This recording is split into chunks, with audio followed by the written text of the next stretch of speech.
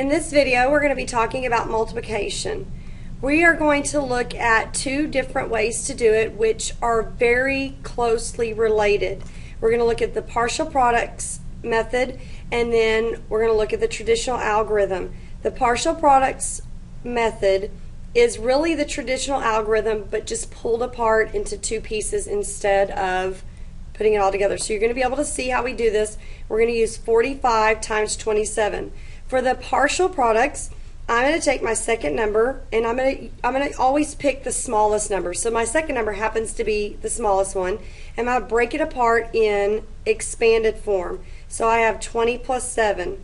And what I'm going to do first is I'm going to do the 45 times the 20. You're probably wondering why I wrote it 45 times 20 and put the 20 out here. This is a useful tool so that you can actually see that you're multiplying by tens, but you can just do the simpler problem first. And I know 5 times 2 is 10, regroup, 4 times 2 is 8, plus that 1 is 9, but I was multiplying by 10, so I put this 0 down to hold the place. So that's my first partial product. Then I'm going to take the 45 and multiply it by the 7. 7 times 5 is 35, regroup. 7 times 4 is 28, plus 3 more is 31. So this is one product and this is another. This is called the partial product. So I'm going to put those together now. I'm going to add the 900 and I'm going to add the 315. So in my ones place I have 5, in tens place I have 1, and in my hundreds place I end up with 12, which puts me into the thousands place for a final product of 1,215. Now looking over here at the traditional, you are going to see these same numbers happen in the traditional method. Traditional, we place our numbers lined up.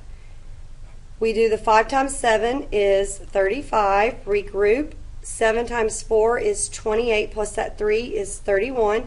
If you notice, those two numbers are exactly the same. Then we're done with that, the number that we regrouped. We put a 0 down to hold our place. Look at that. I held my place here with that 0. Then I do 5 times 2 is 10. Regroup. 2 times 4 is 8, plus that 1 is 9. Look at there. Those two are exactly the same as well. I'm going to add those partial products, and I get the same final product of 1,215. So this is the partial products. This is the traditional. Some of you may still be doing the area model, which is also called the box method. We want you to get into the practice of doing the partial, and if you are already doing traditional, stay with the traditional. Do not go back and do the partial. You need to be working on moving from the other strategies to this one and then to traditional, but stick with traditional if you're already there. Now we're going to look at a problem that has a 3-digit number times a 2-digit number. So we can do the partial products with this kind of problem as well. We are going to, just like we did in the last problem, we're going to break apart the smaller number into expanded form so that 27 is still going to be 20 plus 7. So the first thing that we're going to do is multiply our 415 times the 20, and we're going to set that 20 up off to the side. And so we're going to hold our place with that 0, and then we can just do the simpler problem of 415 times 2. So 2 times 5, we have 10, regroup. 2 times 1 is 2, plus our 1, we have 3, and then 2 times 4 is 8. So we have a partial product of 8,300, but that's not our complete answer because we still have to go back and multiply 415 times 7. Okay, so 7 times 5 is 35, regroup. 7 times 1 is 7 plus your 3 is 10, regroup. 7 times 4, 28, plus the 1, you've got 29.